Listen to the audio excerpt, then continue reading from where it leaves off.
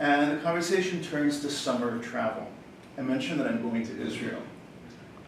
The chair of the department, who is a nice French woman, looks at me with disapproval. I tell the table just now, because now I'm getting testy, I'll say, oh yes, I'm a big Zionist. To which she recoils with visible disgust and kind of an indiscernible utterance to match. She bites her tongue, but had she not bit her tongue, she probably would have said something very unnice. At that same dinner, another senior professor colleague introduces me to someone else from another department. I think it was English. And this professor looks at me squarely and says, well, I didn't realize we're still letting Israelis on campus. Of course, I'm stunned by this, but I can't issue a comeback, right? I'm like an adjunct. I'm trying to position myself to get a tenure-track position. I'm trying to be nice. And there's really no way to kind of fly off the handle at that. Flash forward, to my 8th year, last year, not one but 2 tenure-track positions come up. But I only find out about them online in an ad. And I can assure you it wasn't because of my teaching, because I always had the highest evaluations in the department. So I'm overlooked, and I leave. School number 3. I'm running out of schools here in the New York area to teach. This one's at Pratt. Pratt, another great art school. The chair of the art education department where I'm teaching jokes to everyone present when he joyfully exclaims at a department meeting, where else can an Israeli and an Iranian get along like this? He's Iranian, of course. Meant to demonstrate the fact that, as a chair, he is a benevolent and tolerant figure, like the king of Persia himself. This again is my boss, who can either assign me or not assign me, right, to further teaching. And so one wonders, do you hide the fact that you're from Israel? To get ahead, how do you navigate this? Just to keep your measly little adjunct course, which, sometimes pays as little as $2,500 for the semester. For reasons that are still unclear, I was laid off from that job as well. School number 4, this is my last school. I'm teaching art history online at a small college. I never get to meet the students, just outside of Washington, D.C. And in the safety of the online environment, of course, a few students take the opportunity to do the usual Israel bashing. Now, these students are very young, right, like you, but probably unlike you, they know less, right, than you do about the Middle East. And you can tell that they're kind of regurgitating stuff that they've heard. And frankly, it's completely off topic, right? I asked them, like, how did the Renaissance aesthetic affect the fledgling Baroque art? And they say, well, Israel, you just can't get away from it, right? Some art world examples, moving away from academia. I'm like involved in the art world in New York. I'm going to the new museum in Soho. It's called the New Museum. Shortly after it opens. And on the 3rd floor, there's an installation by a young artist who's envisioning the year 2048, when Israel no longer exists. And I'm told by the didactic panel in the museum that he's not anti-Israel, but that he's just exploring political realities. This makes me very mad. And I decide to slip a little note into the museum exhibition. Now, I'm an artist, and I work at museums, and this is highly illegal. But I just decided to do it anyway. Come on in. So I love the idea of, like, when he takes down his installation, he'll find a little note from you. Okay, so then after calming down, I go down to the museum bookstore, to the gift store downstairs, where, on cue, I'm browsing through the gift store, and I find a stack of prominently displayed DVDs about the terrible Israeli aggression in Gaza. This is in the museum bookstore, like right there with the postcards, the Van Gogh postcards, and and the calendars. And mind you, this is about 10 feet away from a plaque where all of the supporters are listed. And let's face it, 90 to 95% of them are Jewish names, who are responsible for this, buyers, whoever's buying the merchandise at the gift store, they're responsible for their salaries and their livelihood. I thought of doing a little performance piece where I buy all the CDs and I go out right in front of the museum and I smash them with a hammer. But I never did. I never did that. Art World incident number 2. In the mid-90s, I was sitting on a panel with a very famous artist, very famous, prominent American, nice Jewish lady. And flash forward, we're now Facebook friends, and her wall, however, is constantly ablaze with anti-Israel remarks that are constantly liked by her Art World groupies and worshippers. So I decided to take them on, and this kind of devolves into a very public, very ugly kind of battle on Facebook with like the who's who of the New York Art World, ridiculing me and reprimanding me for not having the right politics.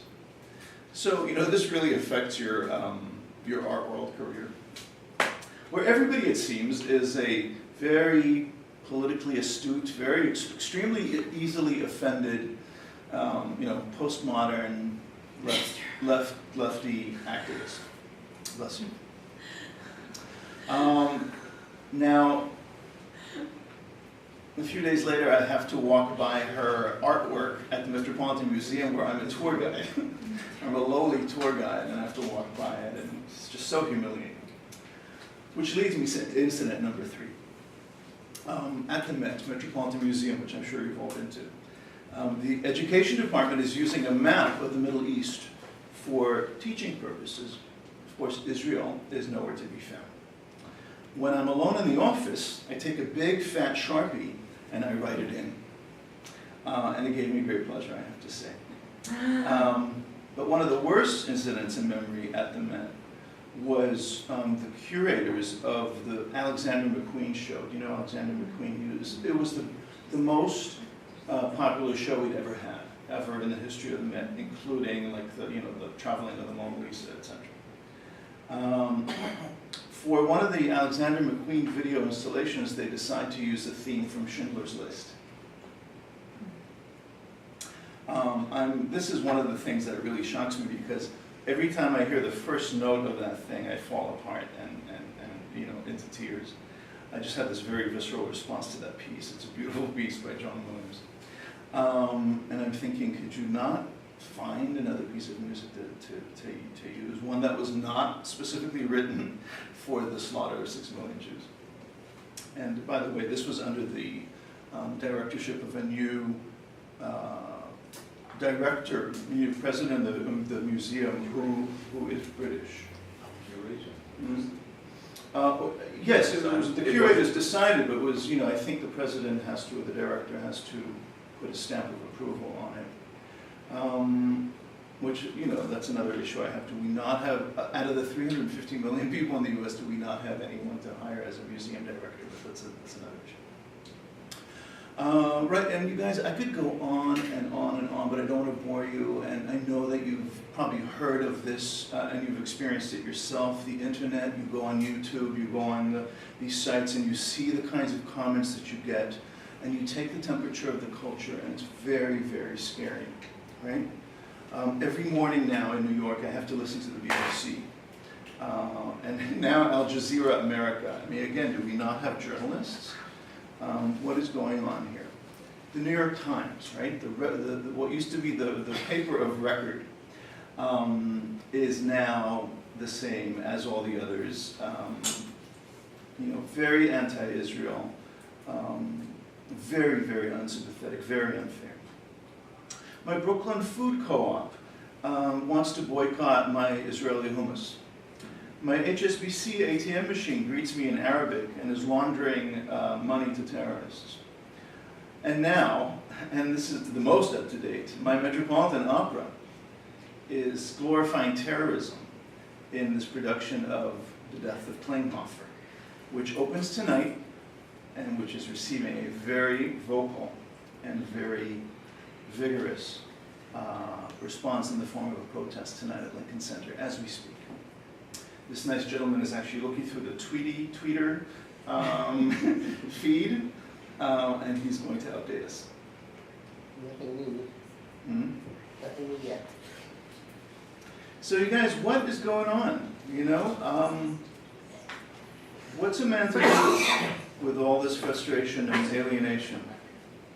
Beyond the bias and the insults, it comes down to also, I have to kind of mourn the loss of an academic career that I thought I was going to have.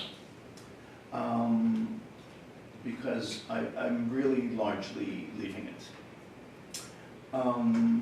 You know, all that camaraderie and collegiality and all of that, you know, that everybody expects to have in your chosen field.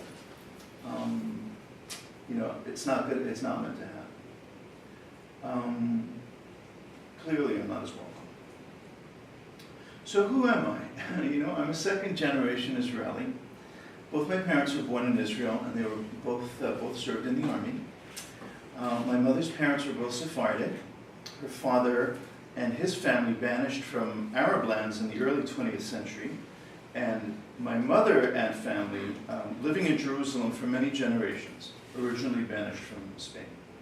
My father's side is fully Ashkenazi from Poland. His parents leave Poland in 1922, very early on, as idealistic Zionists, and come to this small strip of land, then known by its Roman name, Palestine. My paternal grandmother was one of 8 children who, all of whom stayed behind and were all murdered in Treblinka. Her father, by the way, was a very prominent rabbi in the Bialystok synagogue who, on June 27th, 1941, was barricaded in that synagogue with at least 1,500 other Jews, and they were all burned alive. I wrote a play about it, and this is the play I want to bring to Montreal. So here they were so now her family's completely gone. Here they were in this new land, drying the swamps, right? Unfortunately, she lost her first 2 twin daughters to malaria. Then 20 years later, she lost her first son to the War of Independence in 1948. This on top of her father, the rabbi.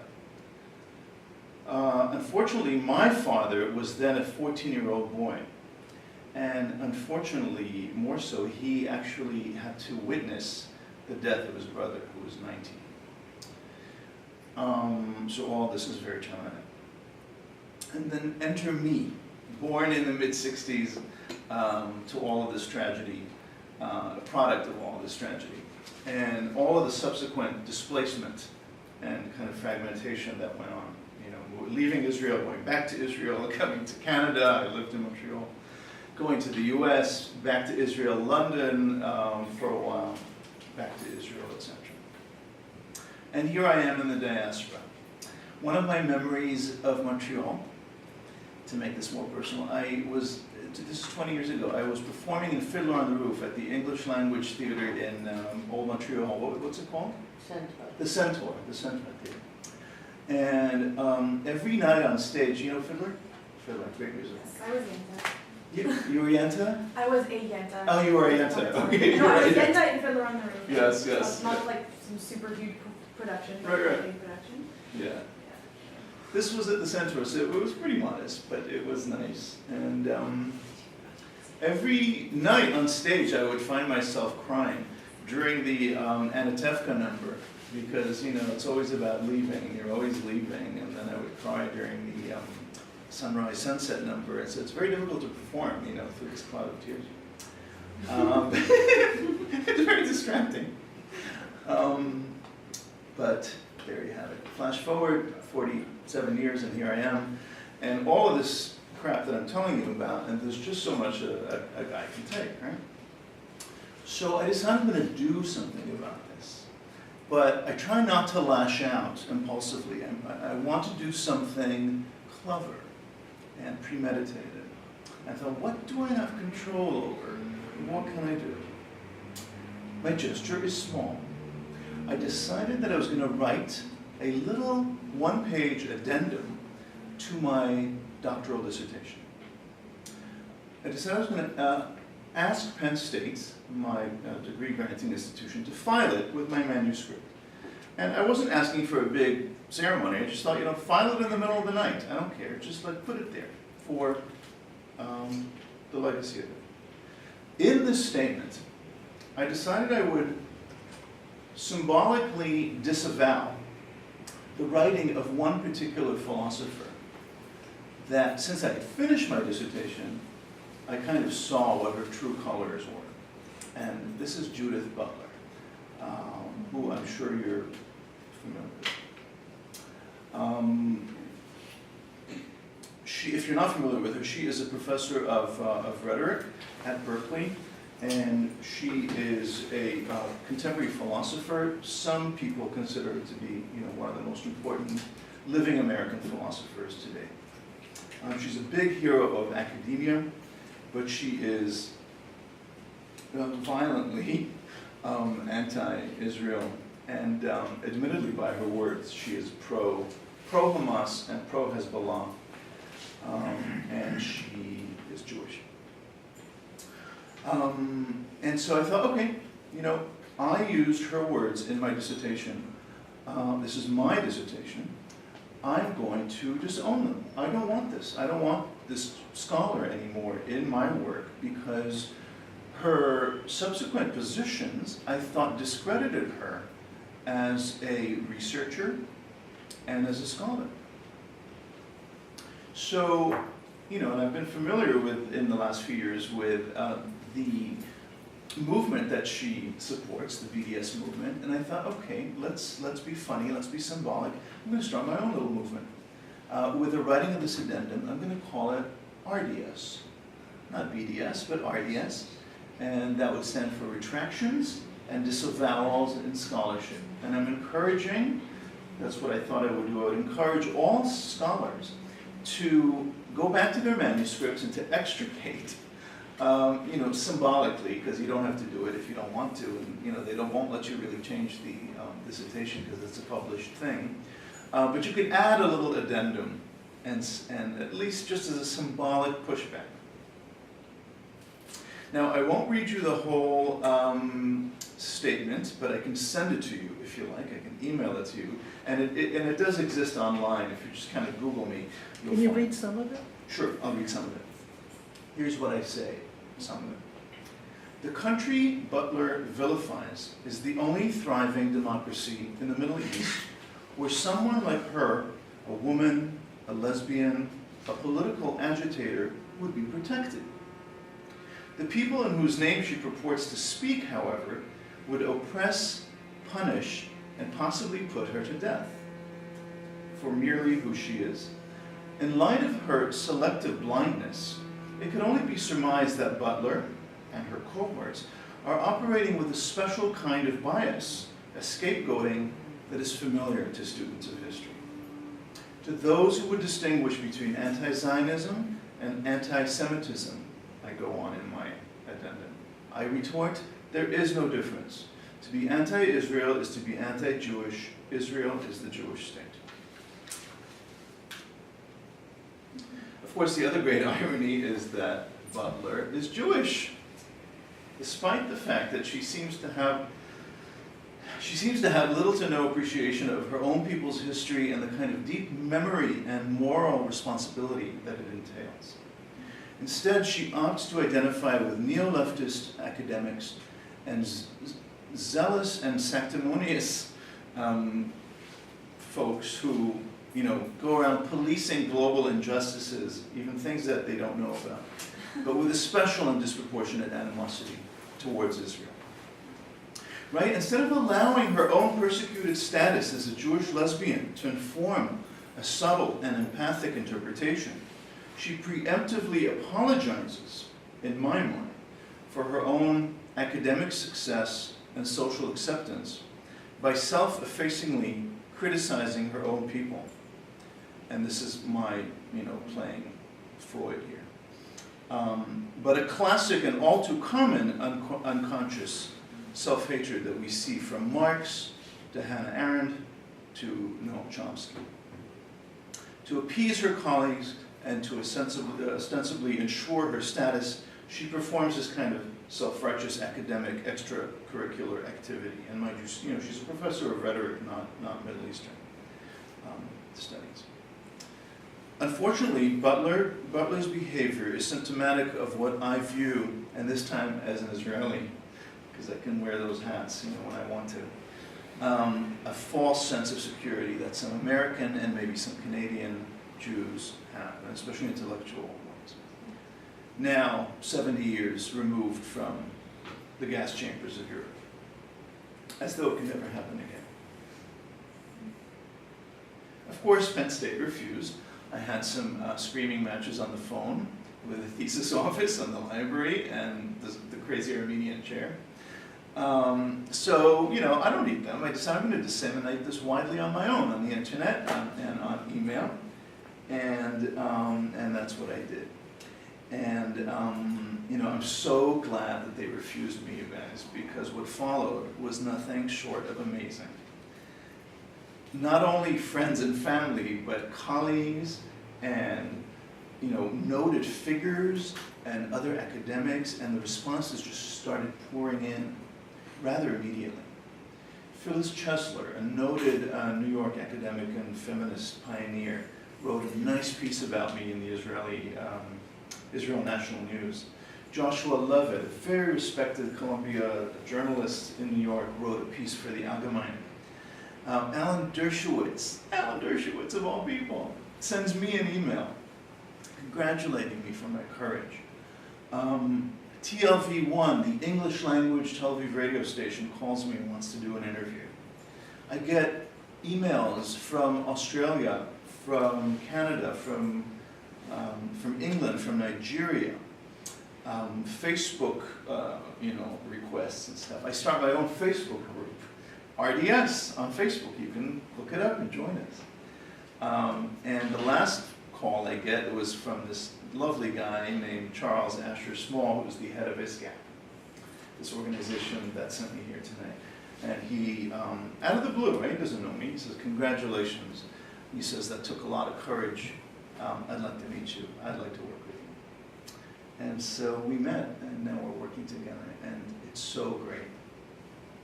Wow, right? I mean, I really touched a nerve. A lot of people responded to this, and I just quickly, I'm coming to the end of my remarks. I want to tell you about one more person, Abby, a young doctoral student at the University of Exeter in England. This poor woman was being forced by her doctoral committee to include just hateful anti-Israel material in her PhD. She was being forced. Like, you cannot pass the oral exams, right? Unless you review this literature that is supposedly, germane to your research, which it was not in her case. And she was like, she didn't know what to do. She was at the end of her wits. And she contacted me, and I put her in touch with these people that I now suddenly had access to, like Phyllis Chesler and Charles Small. And we rallied around her, and we supported her, and we gave her a context, and we gave her a community. And she's fighting, and she's fighting with greater, tenacity and greater energy. And I'm so happy because I was able to help Abby. Right around this time, Judith Butler was invited to give a talk about Kafka at the Jewish Museum in New York. But now my little one-man movement was like circulating. It happened to be right around the same time in the papers in New York, and various community members, some of which sat on the board, started to take on this kind of outrage that I had displayed, and we decided to, that it was not appropriate. It was just not appropriate to have this figure at the Jewish Museum in New York. And she either bowed out or was disinvited, but Judith Butler was not hosted in the following weeks after this all exploded. I heard that what happened was Oh, please. somebody had bought up all the tickets. Oh, and please. forced her to. See, I forgot about that. You tell everyone. No, I just heard that somebody had bought up all the tickets and then called the management and said you either cancel it or she's not going to be speaking to anybody. Mhm. And so she ended up canceling it Uh-huh. and then said it was of her own volition that she couldn't make it or whatever. I love that. And right after that, she, in a joint statement with Khalid Rashidi, prominent Palestinian academic, issued this statement complaining about them being censored and them being silenced. And then, lo and behold, the most amazing thing happened when I get the following email. Dear Dahn Hiuni, I'm wondering whether you might be willing to meet for coffee or tea in NYC sometime in April. I'd like a chance to have a conversation with you. I have the sense that we might be able to understand each other better in person, and I would welcome that chance. Signed, Judith Butler. Oh Wow. my God. Boy. Oh yeah, oh it is, Where right. this is going. Okay, like I am shaking in my boots, right? Like the most important, like living philosopher is writing me. So what do I do now? And I'm a little afraid of her, right? You know, I mean, like she's in with Hezbollah, Hamas. So I debate, do I meet with her? I asked my family, I asked all my friends, I asked the 100 members of my new group, right? I wanted to be very democratic. I said, should I meet with her? What should I do?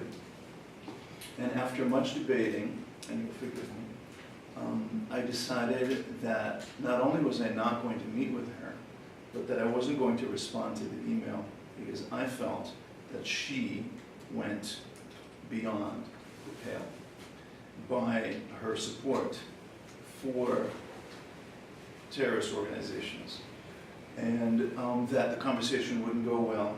And let's face it, she's very brilliant. I was afraid she was going to brainwash me. And I didn't want to do it. I was being stubborn. I don't know if it was the right decision, but that was the decision I made. And I thought, you know what? I've heard enough from Judith Butler. It's time for her to hear a little bit from me. And that's what happened. And I would welcome your responses to that. But I'll finish by saying that you must never, ever, this is a cliche, the cliche of cliches, but it's true. You must never underestimate the power of one individual. Look what happened, right? Look what I did, sitting there alone in my lonely room and with my laptop, writing my little addendum, being all angry and isolated, but deciding to do it. I mean, all you need to do is to just decide to do it, and then you do it, and once it's out there, you throw it out there in the world, and it's out there, and things happen. So, my life has changed because of it. I still have half of one foot in academia, just for like some bread and butter courses, but I'm spending significantly more time with this new kind of activism, which in this environment, God knows we need, because things are getting bad, and I have the energy and the willingness to do it. And so here I am doing it. And it's not that unlike a teacher. So here I am before you. And that's the end of my story. So, are you aware that Judith Butler was given an honorary degree from the university 2 years ago? From McGill? Yeah, from McGill. Oh, I'm not surprised. I wasn't aware of it, but I'm not surprised. Thank you. Bye, guys. I'm not surprised. I'm not surprised. How were you here at the time? I think this was my graduating class. Fortunately, I was in the science graduates, so I didn't get to hear her. Mm-hmm. But all the art students, she was basically the speaker. She Yeah. spoke there. She got an honorary degree and she gave the speech. So. Yeah. Well, I think it was from the Jewish community, there was a bit of a divided. There was. Yeah, so there wasn't a massive protest against it. Yeah. Yeah. I mean, there was like some opposition, I remember, but it wasn't like huge and it didn't really hold any water like normally, like, it didn't take off. Sure, yeah. In most people's mind, you know, especially in Canada where everything's so civilized, why would you want to protest an academic? It seemed, and within a day of celebration, it just seems it's not right. The left will do it when it's, because there's a woman named Margaret Somerville who opposes gay marriage, and she was given an honorary degree at Ryerson, and Yeah. the staff and the students turned their back on her, Yeah. literally, Oh, really? during the Oh, I love ceremony. it. Yeah, yeah. So, We might have to learn a little bit more from gay activism, which is, turns the notch up a little higher with the, yeah, please. Yeah, I moved back to Montreal from New York about 10 years ago.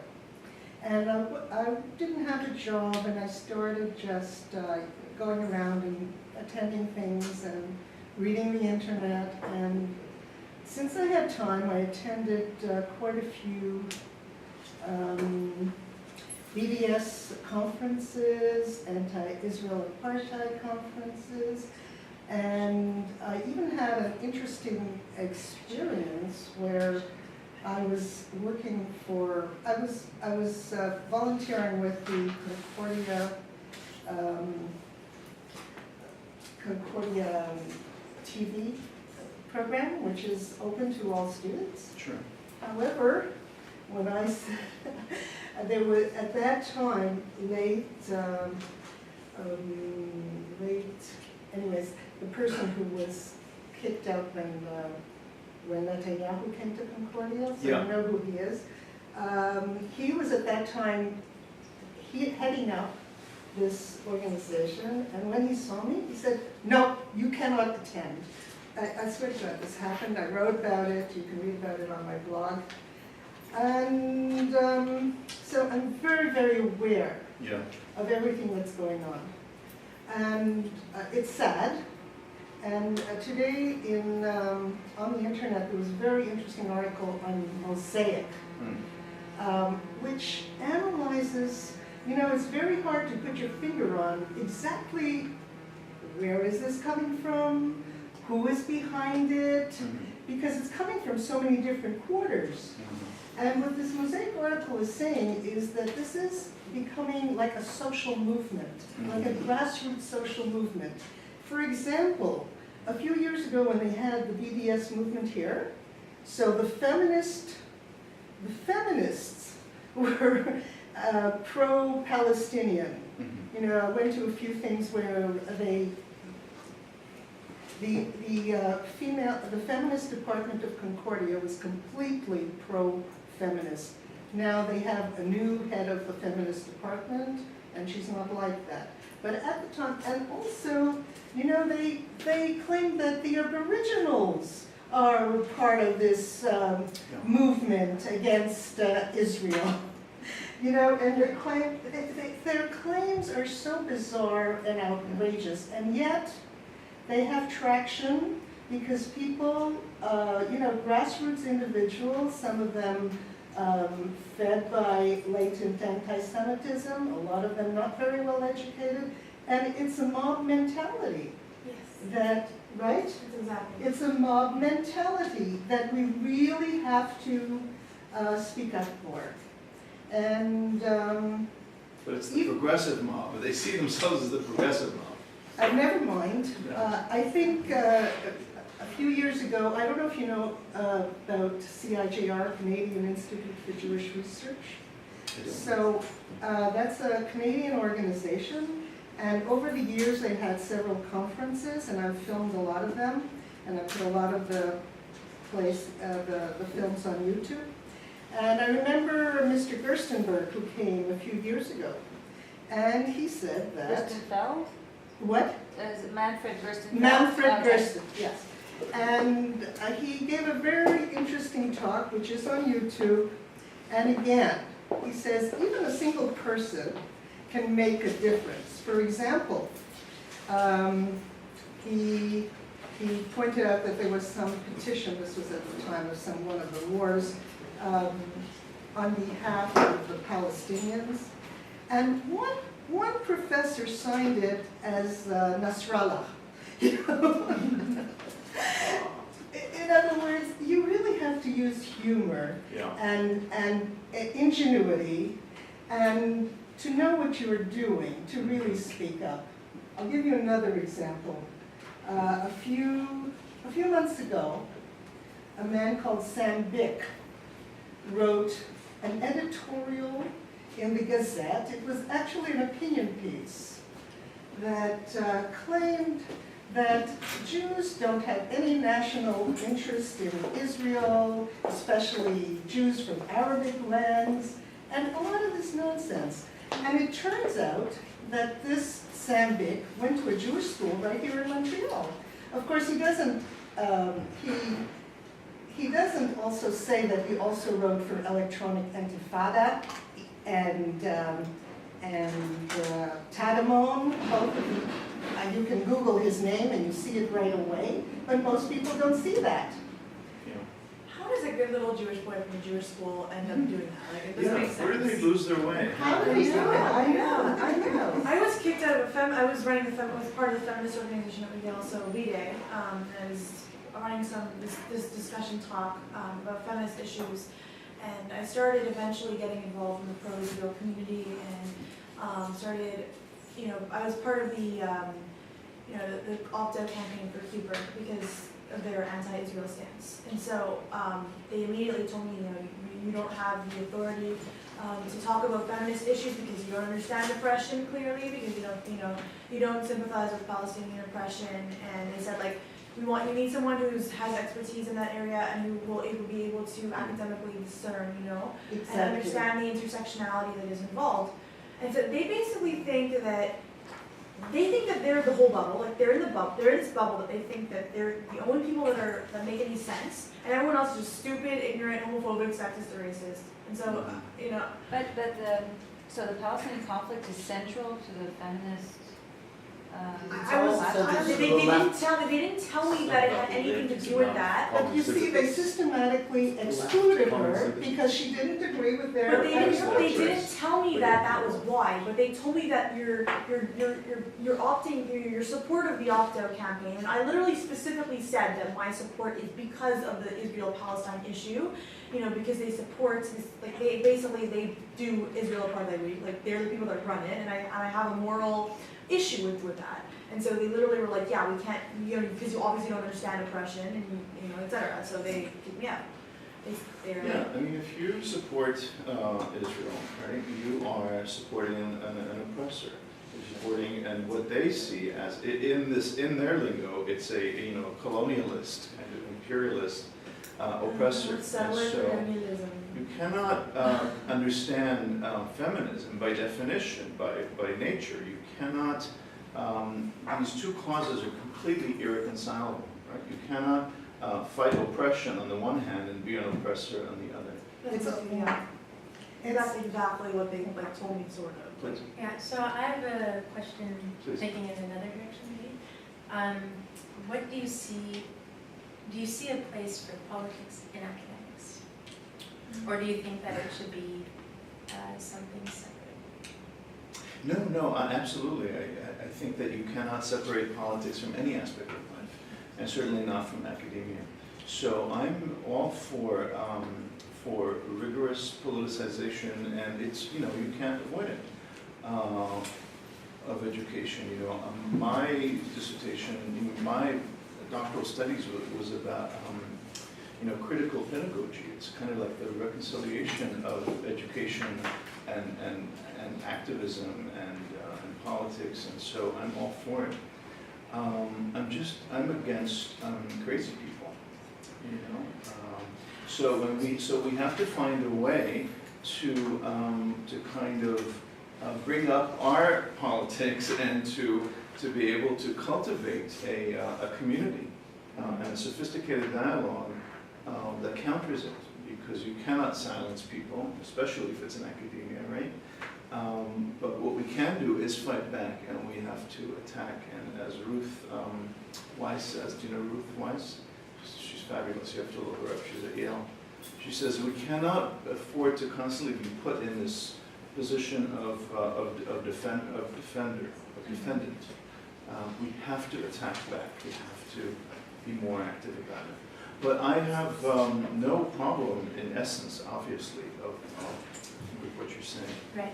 What do you just think about that? Like, or as a follow-up, last year, I think I went to a lecture by professors here at McGill where they were discussing their silencing of speaking out against Israel. They're being That silenced? they're being silenced because they feel that whenever they do that, Mhm. it's equated with antisemitism, and that they were forming their own little community. I went there, I wanted to see what they had to say. Yeah. And they said the academic environment is one where, when you bring up your political opinions, then it puts your job at stake. Yeah. So just Only if they're the wrong opinions. Oh, no, but here they were saying that even if they have yeah. other opinions, that like it all kind of gets. I may have wrapped up. misunderstood They your did a question. poll of Harvard professors, Hmm. and not, like, less than 8% were voting Republican. Yeah. 95% vote, Yeah. the leftist Democratic, and that's true of in our schools too. They vote Yeah. left-wing parties, and Of course. and most of these left-wing parties are anti-Israel. They had a large conference in Ottawa about 2 weeks ago, the large socialist conference, and there were multiple sessions. One of my friends went to see what they were talking about, various anti-Israel things. How do we get the one-state solution for Palestine being Palestine? So. Right. But just to follow up, I didn't, when I meant politics and education, I thought you meant in the classroom. Like to talk about it and to incorporate it into, but yeah, of course you cannot, wear your politics on your sleeve at the cocktail party or at the, faculty committee meeting because, I did and it's academic suicide and, it's over. Yes. So, but for me, I had nothing else to lose. So I knew that my future was not in academia anymore. I'm gonna, take my PhD and do something else with it. But were you weren't necessarily, your purpose was not to be political, your purpose was to respond to what you perceived Absolutely. was a politicization. I was not trying to be political. That's Yeah, it. that's true. And I think that's true. what you were saying was Yeah. that, when the universities, when, 98 or 92% of faculty Yeah. are voting one way, then you're not. Not much diversity there. Yeah. Please, you were gonna say. Another thing that I noticed about conflating politics with academia is that the thing about academia is doing research, right? So you're finding these evidence, right? And you're coming to conclusions using this evidence. So technically we would call it the scientific method, although, that's a very loose term, in the arts a little bit. Sure. So I find that a lot of academia is like what they think is finding the truth, quote unquote. So because they're so convinced of the truth and because they use this method to come to the truth, they think that they know the truth, and if you disagree with them, then you're ignorant and you're denying the truth because you have an agenda.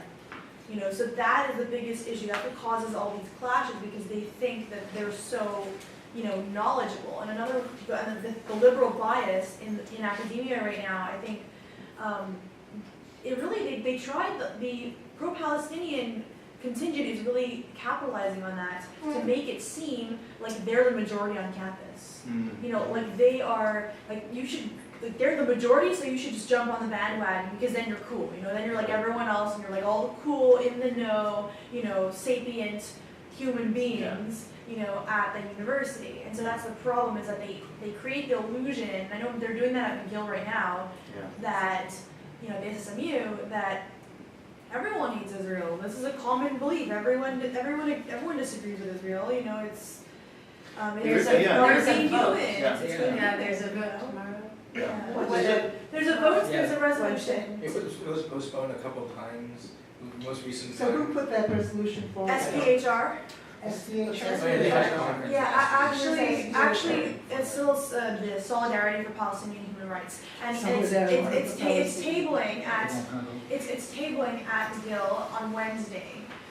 So basically what they're trying to argue, they're literally blaming Israel for the entire conflict. They're like, we condemn Israel for this, we condemn Israel for that, we condemn Israel for this, and they don't mention Palestine, they don't mention Hamas, they just mention Israel. I think they don't mention the Durban Conference. They Well, don't take the letter in mention the Lancet. anything. Or the letter in the Lancet. Yeah, the letter in the Lancet, Richard Horton retracted it when he went That's to go right. visit. Amazing. Yeah, went to go visit Yeah, Rambam and right. he saw that a quarter of the doctors there are Arab, Yeah. which was completely contrary to what they published in their letter, and he's going to publish in a Have you noticed how retraction. many retractions? It's But more than a before quarter of before their- that, he said he no would way never it's only publish a a quarter. retraction. That's the best part about it. Yeah. And then they also had allegations of the two major writers of it. They found emails from them They were about Nazis. yeah, They were Nazis, they were out there were and out videos like from Nazis. David Duke about the Zionists controlling the media, and their response was like, I don't agree with Israelis and the majority of Jews. The other one said, I thought it was true, so I was scared.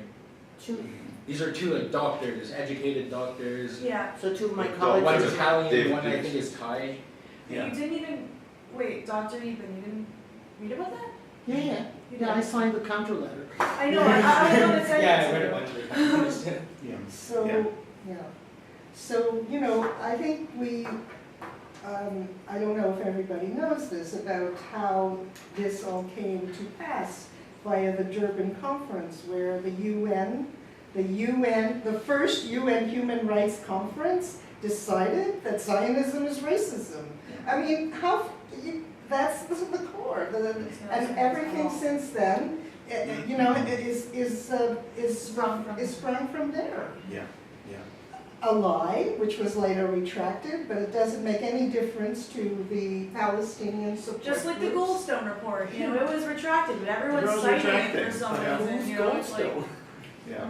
We know who he is Goldstone a is. Jewish traitor, basically, yeah. He's a judge from South Africa who was asked to do a report on. Yes, but my point is, he's Jewish. Yes, he is Jewish.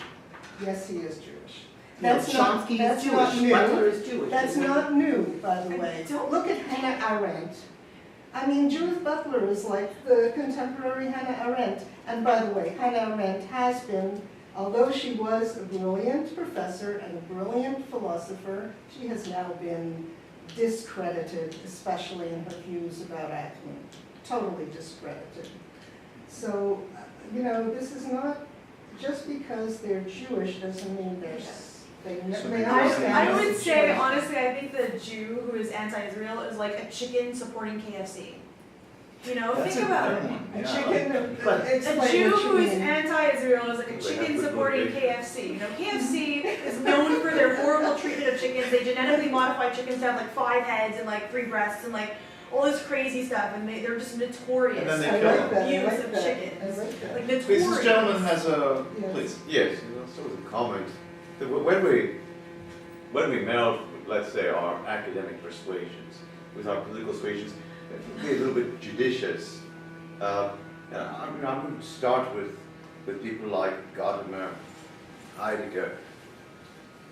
A little bit of sensitivity has to be met with an understanding these people's perspective. They are human after all, subject to the frailties, and one of those frailties unfortunately happens to be self-promotion and propagation of their ideals. Heidegger and Gadamer would not have been as successful as they are today had they condemned the Nazi regime.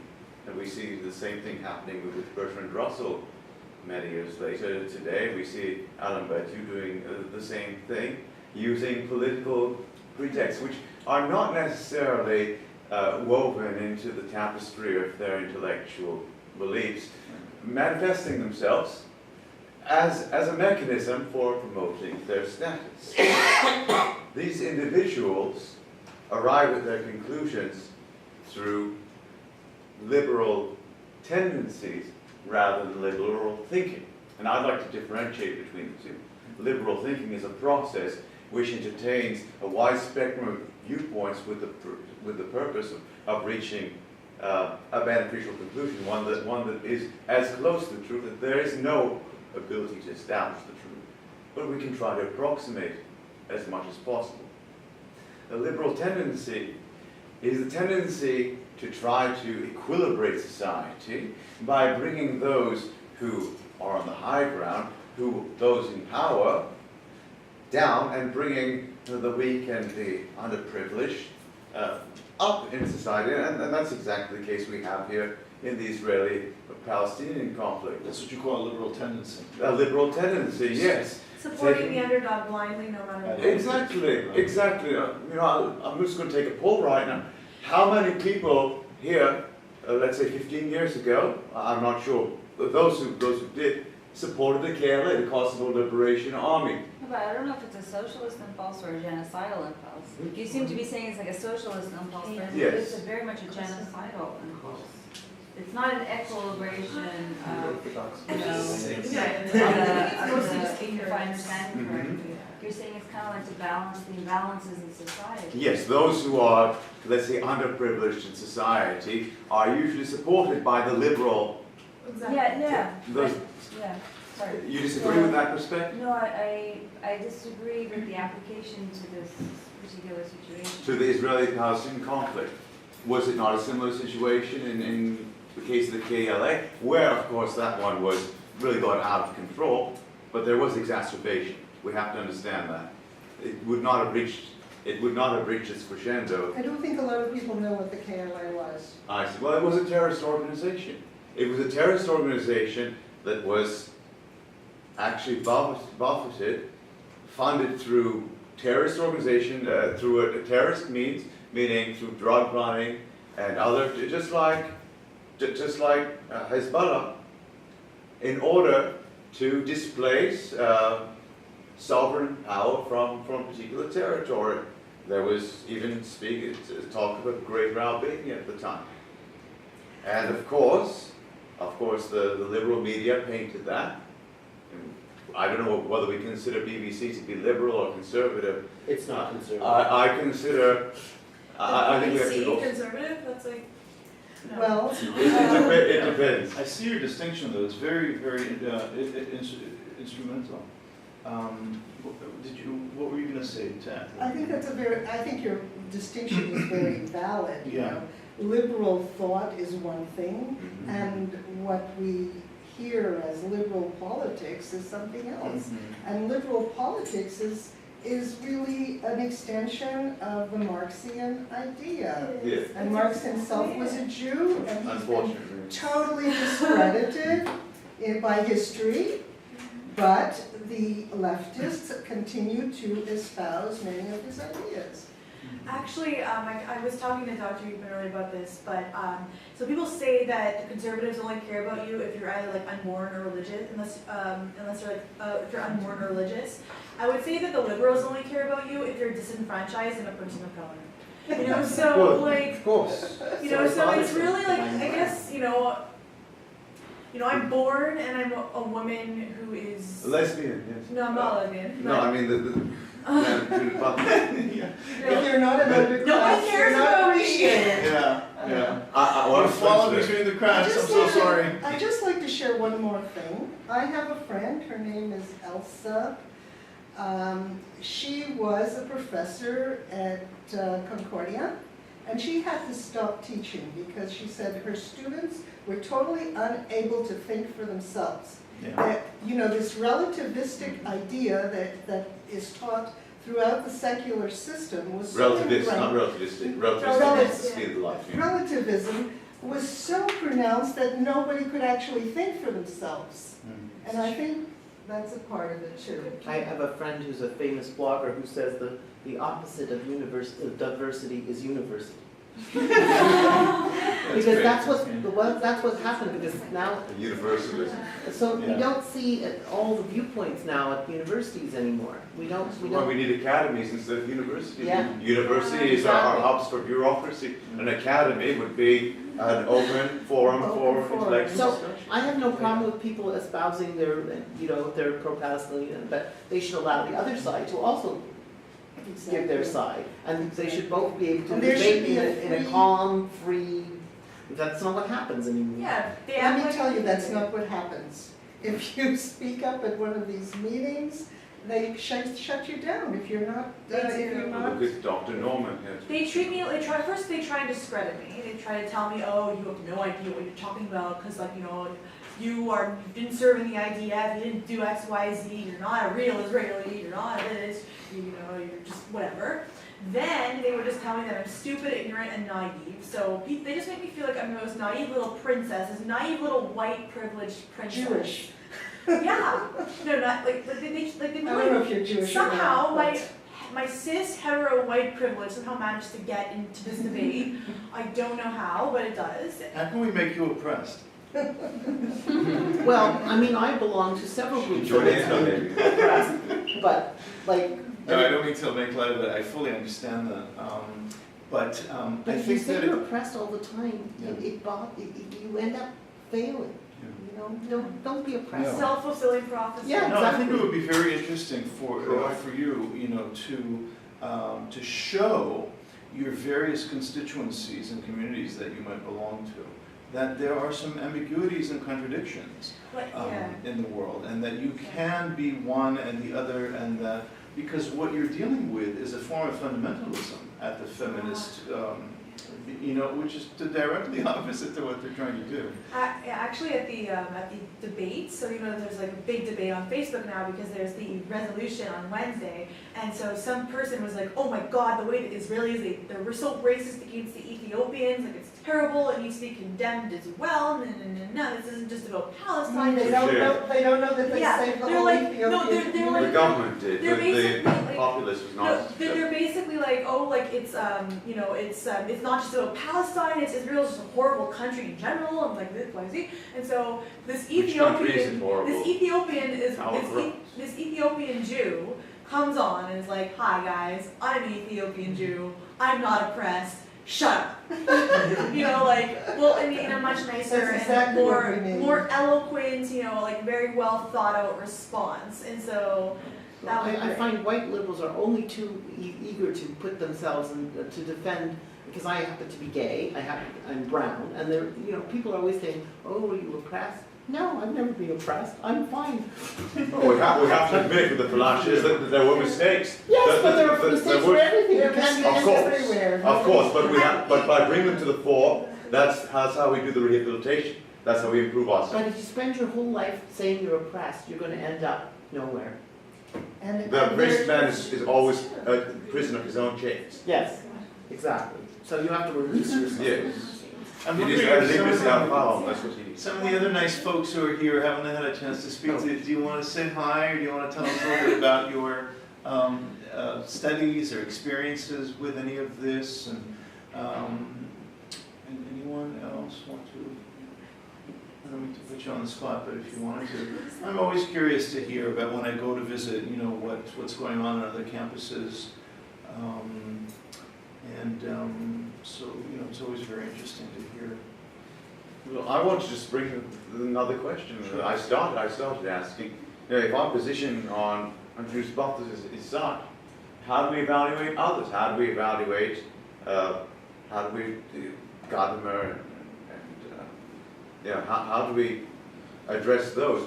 Do we completely abolish all of their, what I would say, commendable Yes. thoughts and contributions to society just because they had this feeling that prevented them from accepting reality? They probably knew in their heart what's wrong. I'm sure Judith Butler knows very well that her positions are not synchronized with the rest of her philosophy. Yes. It's probably akin to her lesbianism. It's probably taking that type of aesthetic, that type of feminist doctrine, and taking it to the extreme. She's probably trying to associate maybe some Simone de Beauvoir's views with the Palestinians and actually feminize them in order to find some sort of commonality. That's where she's probably coming from. But do we think... She's favoring her lesbianism against her own Judaism. I think so. I see that as That the doesn't make point. sense because That's no, not He's right, he's right. You know, But that's- it's really Sorry. interesting. You're like, you have So, to a tear lot- yourself apart. A lot of Jews have a tradition of being on the left, and some of the Jews have chosen being a leftist more than being Jewish. Yes, And I exactly. think that's happened, and I think he's right with what he just said. But lesbian doesn't necessarily mean left. You can have gay people on No. the right, gay people on the left. That's true, we have gay The Republicans. rise is the important You know, word. I mean, also, like, lesbians are accepted in Israel and nowhere else in the Middle East, so like, yeah, I don't think it's really for lesbianism in Yeah, question. that's fine, It's but the you know, who leftist started voice. Queers for Israeli Apartheid was in Toronto somewhere. That's, I mean, it's a really interesting question, is like, what happens when you have someone whose research or work you would otherwise like, but that they hold, vile views? And in fact, it's happening tonight at the Metropolitan Opera. You know? Do we listen to this beautiful music? and- Absolutely, that's where I stand. Yeah. Absolutely. It's art, and art has the potential to express anything. Whether or not you agree or disagree is not important. You, as the viewer, as the interpreter, have to impose your own interpretation of the expression. That's the communication between the artist and the viewer. Even if it offends you terribly.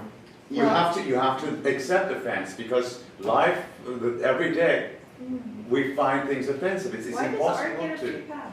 Pardon? Why do you have to Well, I don't also agree Why with, do you have- Israel had a policy of not playing Wagner for That's several absolutely years. It's interesting, why does art get a free pass? As long as you aestheticize it and call it art, then, maybe we can tolerate it more than what? Than academic, Yeah, I or mean, other forms of representation? Some art gets away with it. As long as it's intellectually honest. And art is completely subjective. But as long as it's intellectually honest, in other words, the individuals not try to how do you say, betray perceptions by imposing an overhanging aesthetic, then I think it's acceptable. For example, if someone feels, and there are many depictions, I can't remember the names of the artists, who depict Holocaust scenes in their artwork. It's perfectly acceptable and can be interpreted many different ways, so long as it doesn't corrupt perception. Then that's completely acceptable. And Wagner does not send any particular anti-Semitic viewpoint in his operas. He might have written a treaty which, I question whether it was anti-Semitic. Certainly it was against Jewish culture No, he and its was imposition in anti-Semitic. Germany. Be careful, you have distinguished between Cosima and Eva as well as Richard Wagner. They're not the same. Richard Wagner had many Jewish friends. He hired many Jews. He was well integrated with Jews. Even Meyerbeer supported him, and Meyerbeer was offended actually when he wrote this treatise that said that the Jewish contributions to Jewish culture were degenerate. But he was not against the people. He was against he was really a German supremacist more than an anti-Jew or an anti-Semite. So you have to be careful. It's true that his views were exploited by the Nazis, by his son-in-law, who was incidentally not German but English. But we have to appreciate his art in its own right, and we also have to be careful to understand when individuals are used as icons for certain causes. Maybe it's better to take a deeper look at who they are and what they really believe. That's a good point. I disagree though. Well, I disagree because I think that, I don't know, for some reason when it comes to, Holocaust, people sort of, there's a little bit of confusion. For example, would it be acceptable to have an opera at the Metropolitan Opera? It's on, let's say, the glorification of the beheading of James Foley. Is that art? There's an opera called The Absolutely. Dance of the Carmelites, where at the last scene, each Carmelite is beheaded.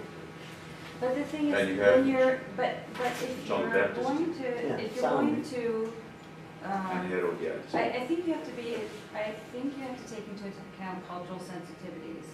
And I think that, to have an opera that celebrates terrorism against Americans, and this opera is being funded by these Americans, I think that there's a point where it's just gone wrong, it's gone off the rails. Boris de Sangre was made into an opera too. It's So there are a lot. So people can have intellectual discussions, but at the end of the day, you know, when you have an opera that is glorifying something evil, you know, something very bad, I think what happens is society becomes a little bit confused and distorted.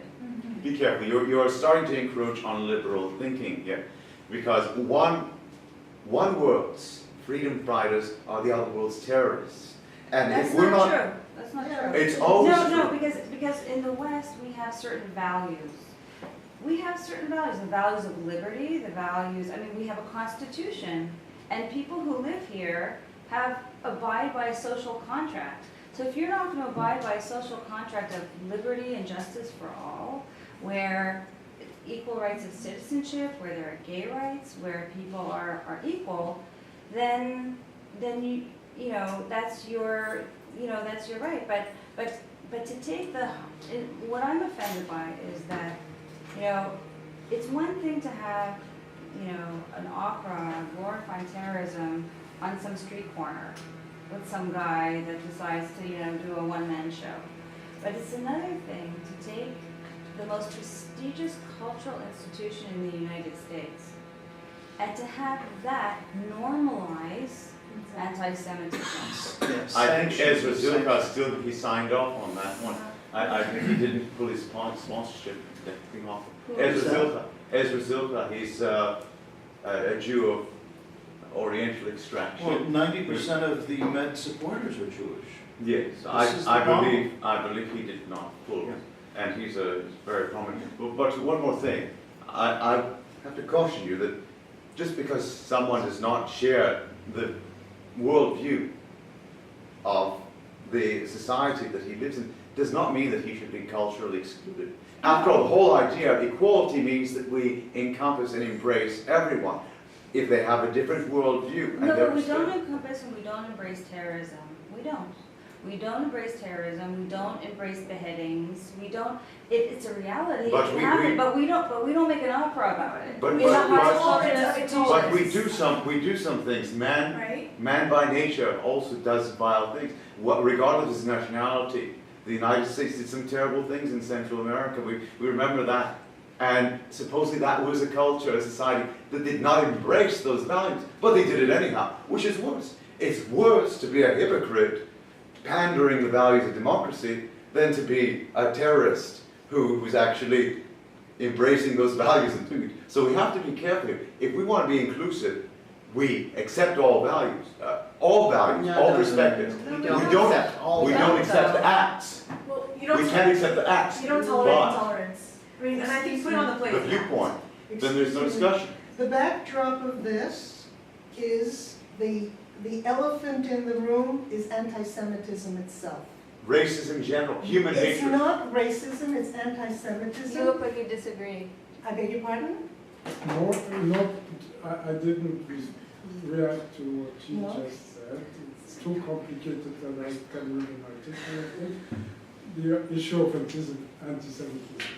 But your declaration of faith certainly made me react that this continent or the US is a land, or Canada for that matter, is land of liberty and justice. I mean, in this country, maybe 20% have access to the justice system.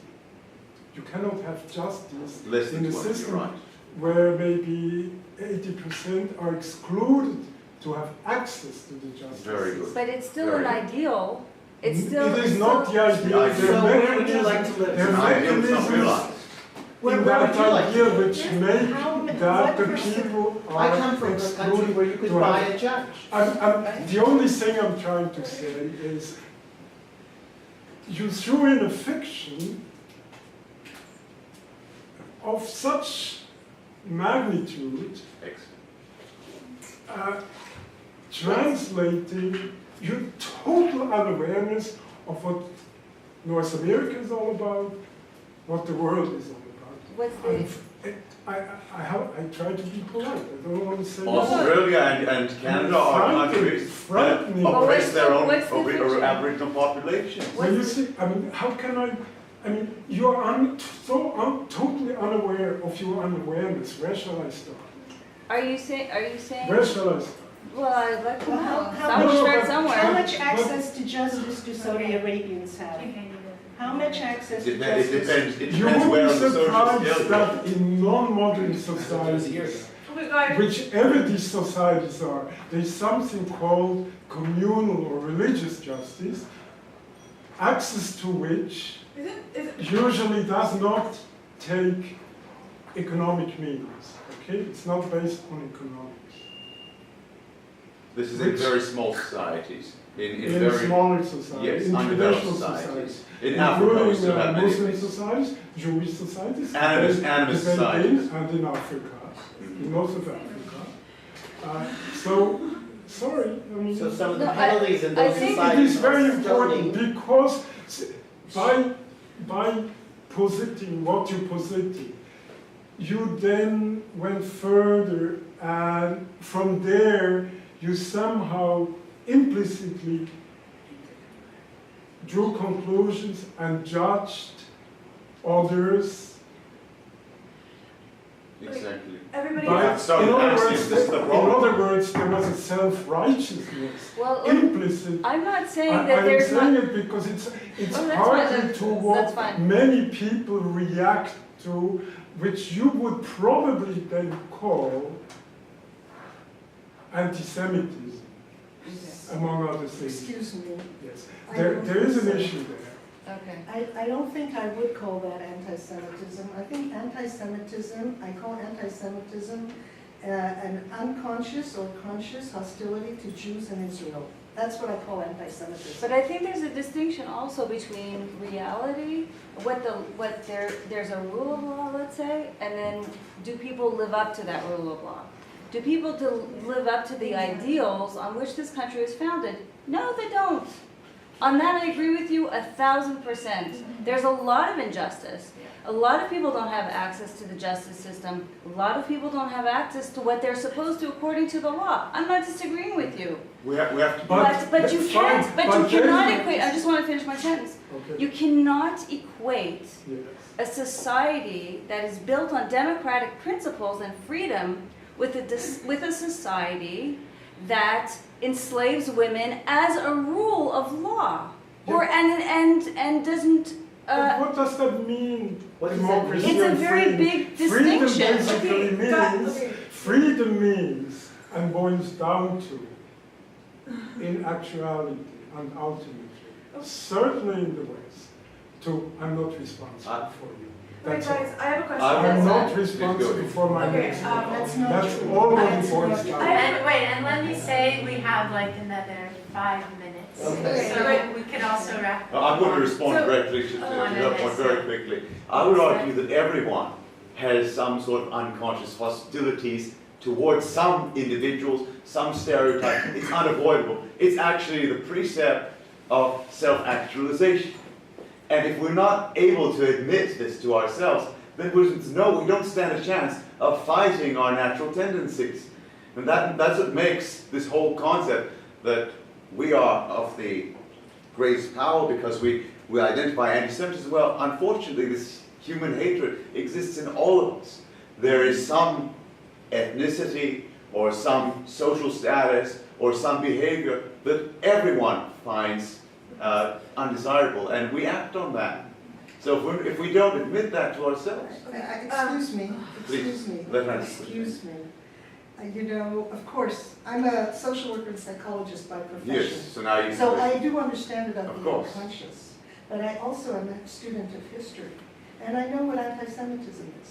And anti-Semitism has been an organized and dogmatic ideology against Jews, an ideology that says Jews are all in power, they're trying to take over the government. Lies, systematic lies, that's what I call anti-Semitism. And a large part of the left is also imbued with systematic lies. But don't we also possess these same types of, many of us have the same attitudes towards Arabs? So Many of us. we don't act on it. We don't go out and kill Arabs. We're higher up on the social We scale. don't go out and kill Arabs. We're Okay, more everybody, can I just say We're more something? developed. Can I just ask a question. more ethical. So where does free speech end and should we, wait, so democratic societies are built on the concept of tolerance and equality, right? But where do we draw the line between being an oxymoron, aka tolerating intolerance? You know what I mean? So like, tolerating intolerance is an oxymoron. So where do we draw that line? And I think that the death of Klinghoffer kind of crosses that line. You know, in tolerating intolerance. That's what we're doing if we tolerate it. And I invite you all to continue this conversation at the next November 7th. November 3rd, 3rd. Tammy Rossman Benjamin will be speaking. So they condemned the freedom fighters in the Spanish Civil War too. I can't believe it. What's November 3rd? All right. Thank you. Thank you all. But there's right, it's only to apply to yourself. You have to impose right upon yourself.